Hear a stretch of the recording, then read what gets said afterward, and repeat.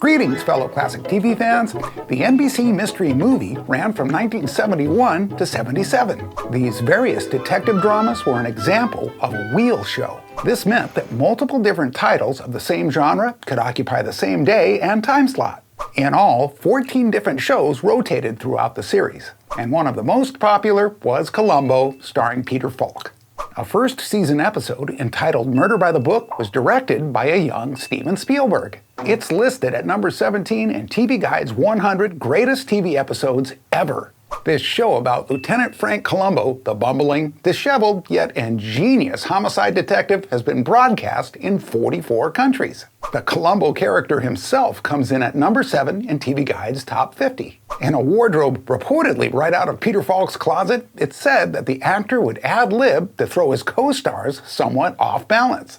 This had the effect of enhancing their roles during the, just one more thing moments in every episode. As an early sign of its future success, Peter Falk earned an Emmy Award for his role in the very first season. Then the series itself went on to win 13 Emmys and 2 Golden Globes during its initial run. And TV Guide ranked it as one of the greatest dramas of all time.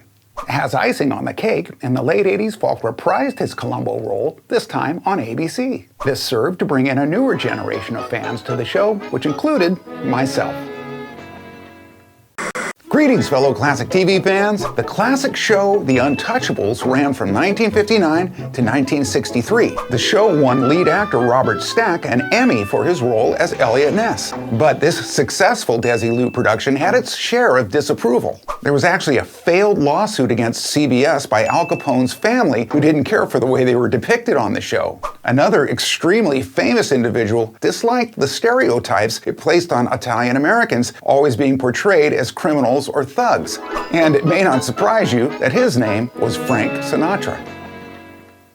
Greetings, fellow classic TV fans. The Emmy and Golden Globe nominated series The Streets of San Francisco ran for 5 seasons on ABC, beginning in 1972. It was produced by the highly successful Quinn Martin and starred the classic movie star and Oscar winner Carl Malden. As the son of his longtime friend Kirk Douglas, Malden said that did influence him to push for Michael Douglas to be his co-star. During the 4th season of Streets, Michael took the opportunity to co-produce a little film titled One Flew Over the Cuckoo's Nest. Well, that little film cleaned up at the 1975 Academy Awards, and Michael took home the Best Picture trophy.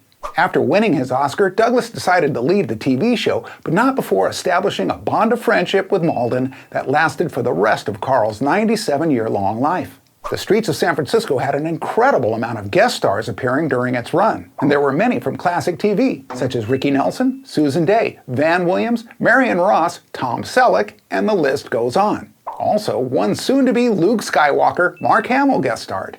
To me, one of the coolest facts about the Streets of San Francisco was that they filmed it all on location. They even created a soundstage out of a rented-out warehouse at the base of Telegraph Hill, which reportedly is still there.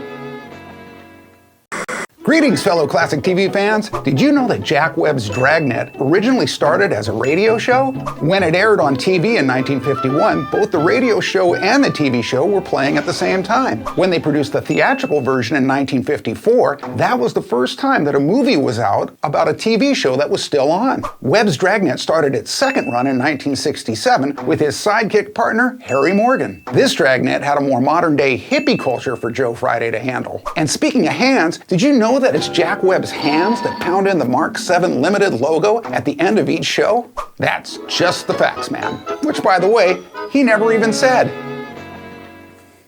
Greetings, fellow classic TV fans. Perry Mason ran on CBS from 1957 to 66 with an astonishing 271 episodes. The fictional criminal defense lawyer was created by Earl Stanley Gardner. It had success in novels, films, radio, and finally, classic TV. Having appeared in as many as 50 films, Raymond Burr caught the eye of the show's executive producer, Gail Patrick Jackson. She'd seen him in the courtroom drama A Place in the Sun. As the prosecutor in the movie, she felt he'd be perfect as the prosecutor on Perry Mason. But upon seeing the actor in a screen test, Earl Stanley Gardner proclaimed, "That's Perry Mason." Yet they felt he was overweight and told him he needed to slim down for the extremely demanding role. After all, he was written into a whopping 98% of the scenes. Burr put himself on a crash diet and then landed his spot in television history. Running for 9 solid seasons, Raymond Burr took home 2 Emmys, firmly establishing himself and the character as a classic TV icon.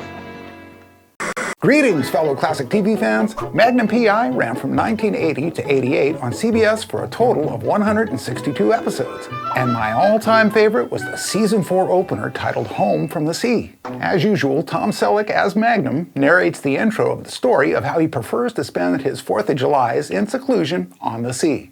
A reckless boater almost mows him over, making him fall off his surf ski. The swells are high, and while yelling at the boater, Thomas loses track of it. Attempting not to panic after he realizes he's stuck in an unbeatable current, he begins reminiscing about his late father, who was played by Chip's actor Robert Pine. The first flashback is of his dad teaching him to tread water for long periods while setting little personal timed records. The life-saving lesson comes in handy as he now has to break his all-time record, fearing he may drown or become shark food. This story reveals an almost supernatural bond between Thomas and his father, as well as with his friends Higgins, Rick, and TC, who all sense Magnum is somehow in serious trouble.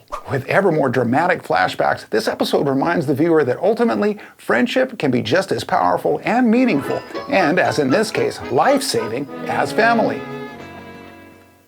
Greetings, fellow classic TV fans. I have decided to accept this mission. And the mission is to talk about the Mission Impossible theme song, which started on a TV classic and is still being used in the blockbuster movies today. The fact is, Lalo Schifrin had originally written a different theme song for the show, but the creator Bruce Geller didn't care for it, so he made the tape self-destruct. But seriously, Geller used a throwaway musical cue that Schifrin had written for the end of the first episode. And thus, out of the trash can came one of the most famous and highly used TV theme songs of all time.